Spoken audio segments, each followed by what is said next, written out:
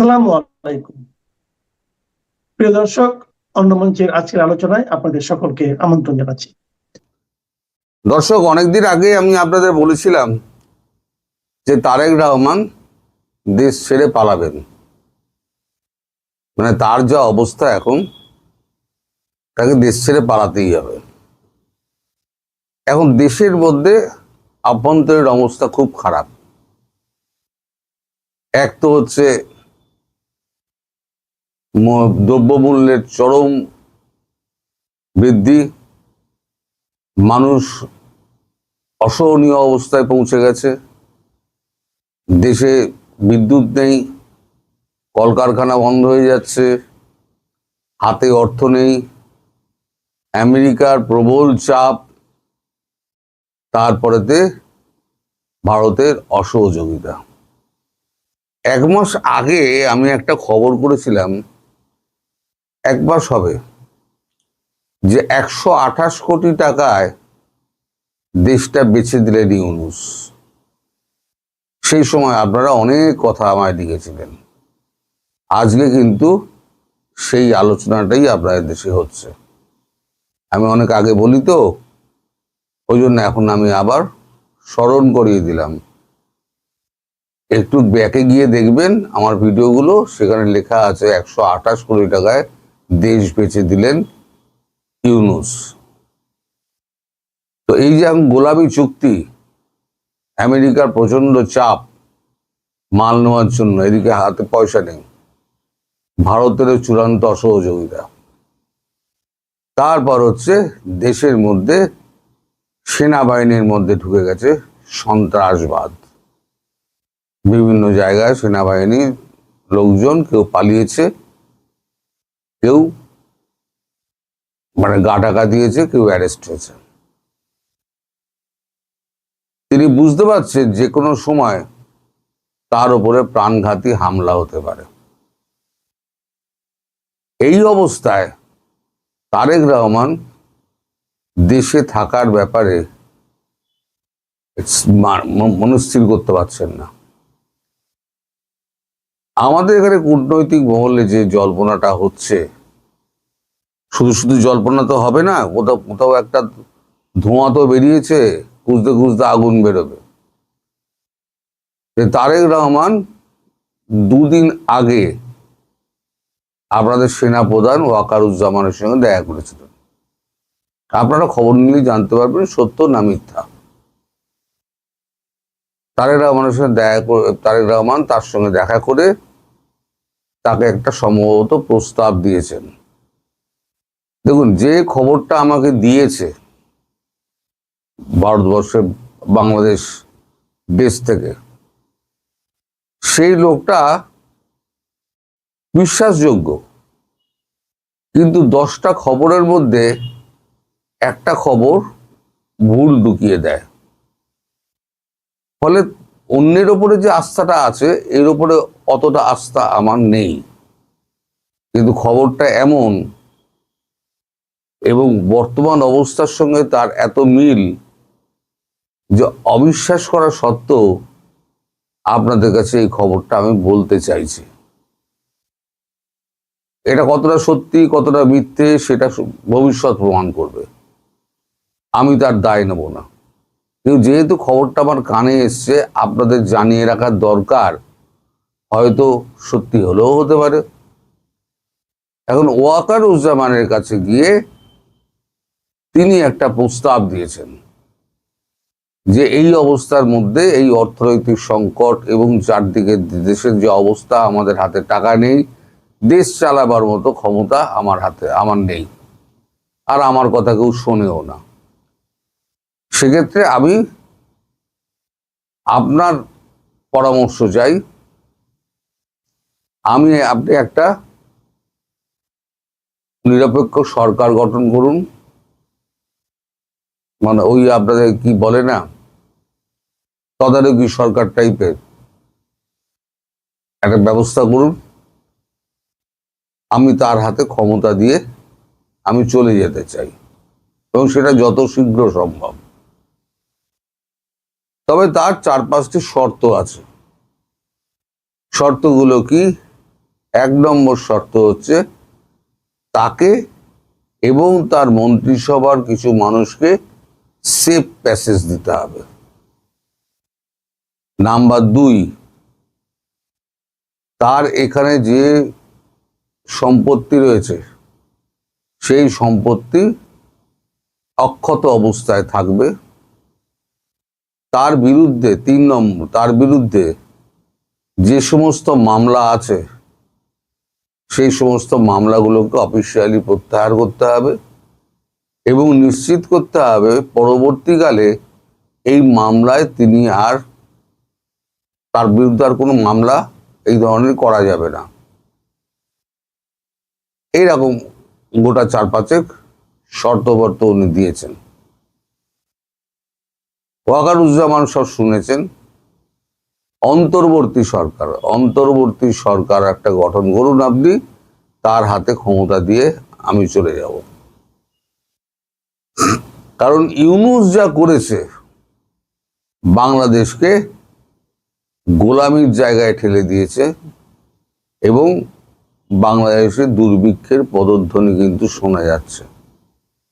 একটা পয়সা নেই, কিন্তু সব ব্যাংক থেকে ধার করে দেশ চালানো হচ্ছে। এই যে ব্যাংকের থেকে ধার হচ্ছে এবং মুদ্রা ছাপানো হচ্ছে, তাতে দেশের অর্থনীতি তো 12টা বেড়ে যাবে। অর্থনীতিবিদরা বলতে পারবেন যে দেশে সোনার উপরে নির্ভর করে টাকা ছাপানো হয়, তার হাতে মজুদ কত সোনা আছে তার উপরে নির্ভর করে টাকা ছাপানো হয়। এবার সোনার ভান্ডারের থেকে যদি বেশি টাকা ছাপানো হয় তাহলে পরে অর্থনীতি ডুবতে আরম্ভ করবে। একসময় আপনাদের অর্থনীতি, মানে আপনাদের 100 টাকার মান ভারতবর্ষে 70-72 টাকা ছিল, এটা আপনারাই জানেন। এখন বর্ডারে আসুন, 40 থেকে 42 টাকার বেশি আপনারা পাবেন না। আরো যদি 1 মাস যায় তখন সেটা 30 টাকায় নেমে যাবে, 30 বা 32 এরকম কোন একটা টাকায় নেমে যাবে। তার মানে অবমূল্যায়ন টাকার যেভাবে হচ্ছে, তাতে এর অবস্থা, বাংলাদেশের অবস্থা ইরানের মতো হবে। ইরানের অর্থনৈতিক অবস্থা জানেন তো? একটু শুনে রেখে দিন যে 1 লক্ষ রিয়াল, ইরানের 1 লক্ষ রিয়াল ইজুগাল টু ভারতবর্ষের 717 টাকা। 1 কোটি রিয়াল যদি আপনি, 1 কোটি এখন রিয়ালের নোট ছেপেছে ইরান, 1 কোটি রিয়াল যদি আপনি পকেটে নিয়ে বেরোন তাহলে আপনার 1 সপ্তাহের বাজার হবে না। এইরকম অবস্থা ইরানের। তা আপনার দেশ যেদিকে যাচ্ছে তাতে মনে হচ্ছে যে সামনে খুব কঠিন অবস্থা। ভারতবর্ষ পাশে না দাঁড়ালে খুব কঠিন অবস্থা। এতদিন যারা দিল্লি না ঢাকা করে বেড়াতেন না আপনাদের সামনে, সে দিল্লি না ঢাকা, মানে সেই লোকগুলোকে আমি এখন খুঁজে বেড়াই, কিন্তু তাদের কাউকে আমি আজকাল দেখতে পাই না। তাদের সেই হুঙ্কার, তাদের ভারতবর্ষে খেয়ে ফেলার হুঙ্কার এখন আর শুনতে পাওয়া যায় না। এখন তারেক রহমানের কথায় ফিরি। তারেক রহমান এখন সপরিবারে ভাবছেন যত তাড়াতাড়ি পারা যায় তত তাড়াতাড়ি বাংলাদেশ থেকে বেরিয়ে যেতে হবে। কারণ বাংলাদেশের এই অবস্থা থেকে বাংলাদেশকে বার করা তার সাধ্যের মধ্যে নেই। তার সাধ্যের মধ্যে নেই কেন, তার মন্ত্রিসভায় যারা যারা আছে তাদের কারণ নেই। এই পূর্বতন যে আপনাদের মানে ইউনূস সরকারের চেয়ে সবথেকে, তার পূর্বতন সরকারের যে সবথেকে ব্যর্থ অর্থমন্ত্রী ছিল, তাকে তো এই সরকারে অর্থমন্ত্রী করা হয়েছে। একটা ব্যর্থতম অর্থমন্ত্রীকে সে আবার সেই মানে তাকে ফিরিয়ে এনে আবার অর্থমন্ত্রীত্বের দায়িত্ব দেওয়া, এটা কিভাবে একটা বিবেচক মানুষ করেন?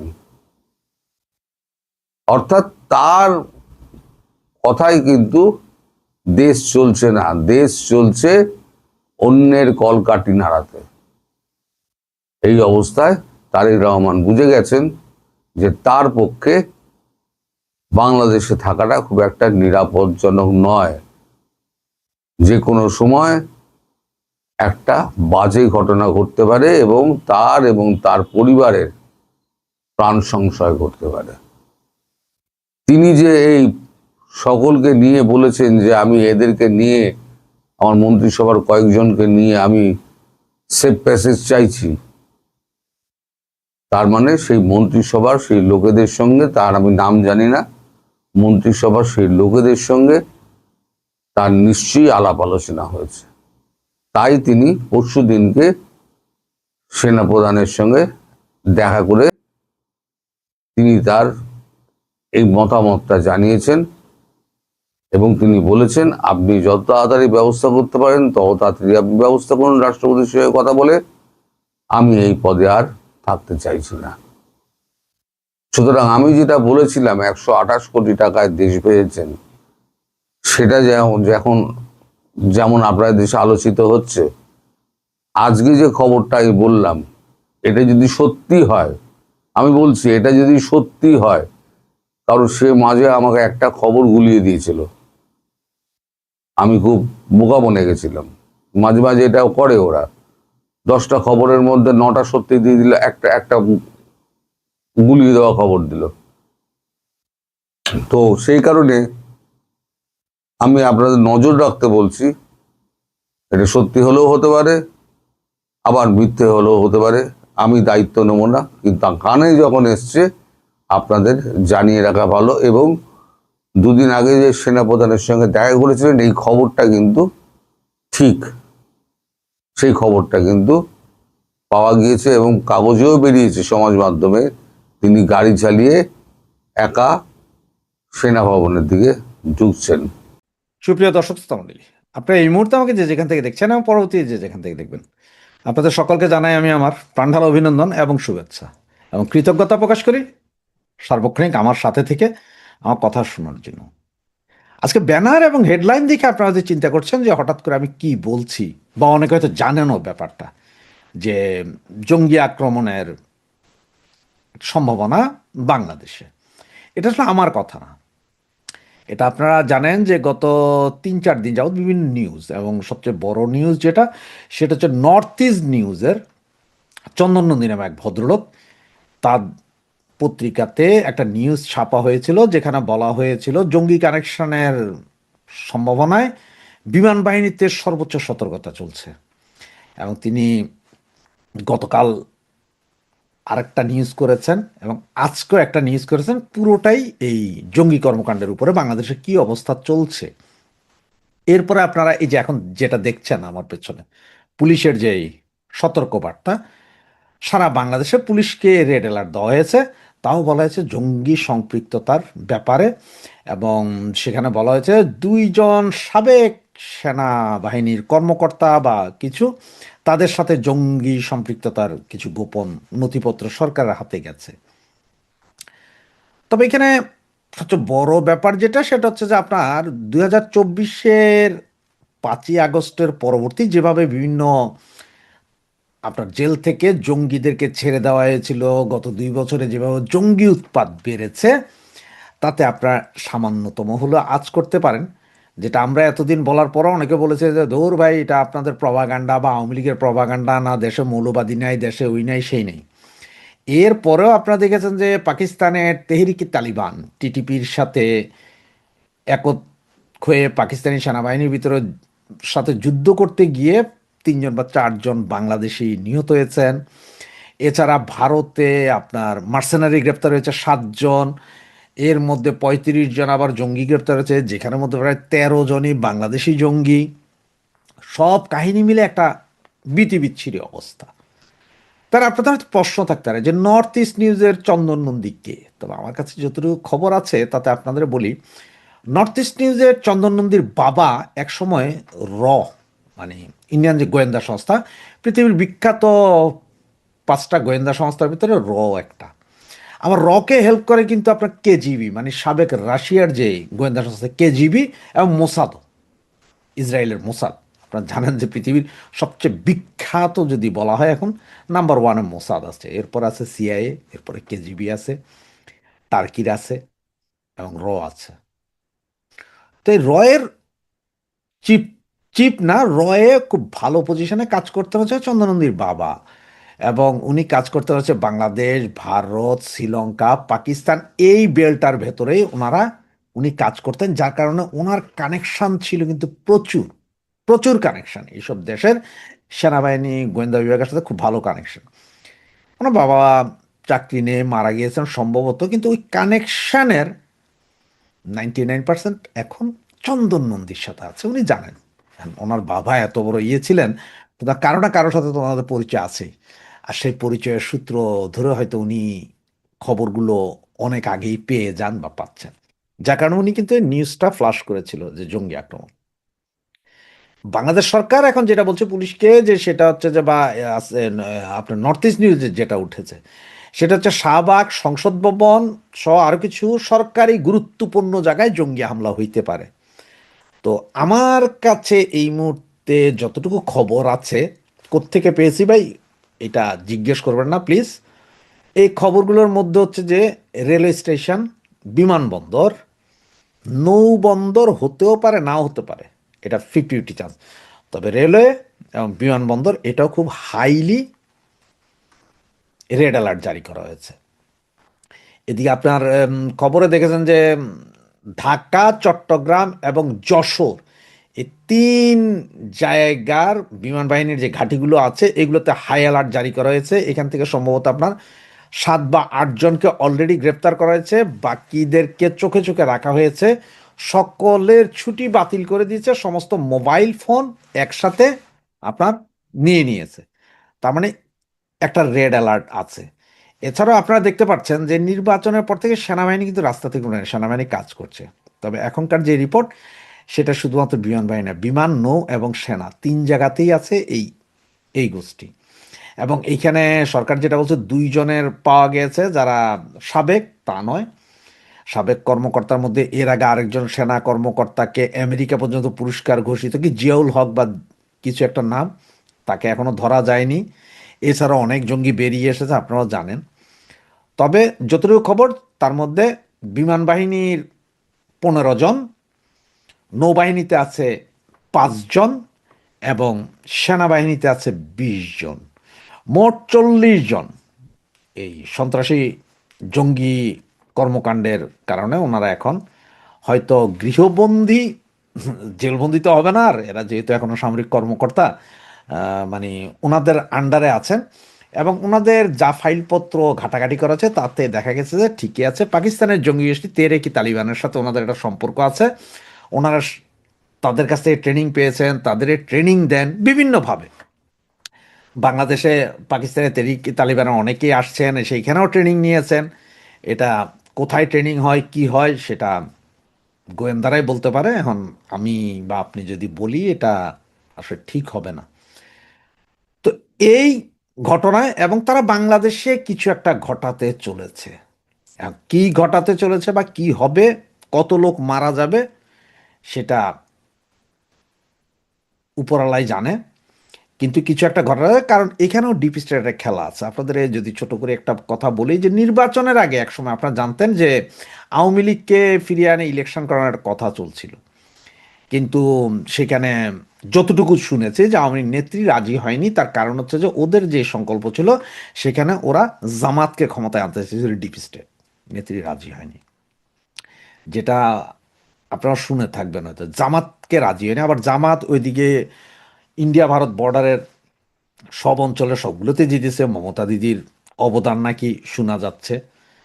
তো এইসব কারণ মিলে সম্ভবত আপনার ওই ডিপ স্টেটের ওই খেলা, যে চায়নাকে বাধা দিতে হবে, সুতরাং চায়নাকে বাধা দিতে হইলে কি করতে হবে, চায়না যাতে বাংলাদেশের দিকে না আসতে পারে, বা ভারত যাতে বাংলাদেশের মানে বাংলাদেশকে অস্থিতিশীল করে ভারতকে অস্থিতিশীল করা, আর এইদিকে ওরা এখানে থেকে চায়নার উপরে চোখ রাখা।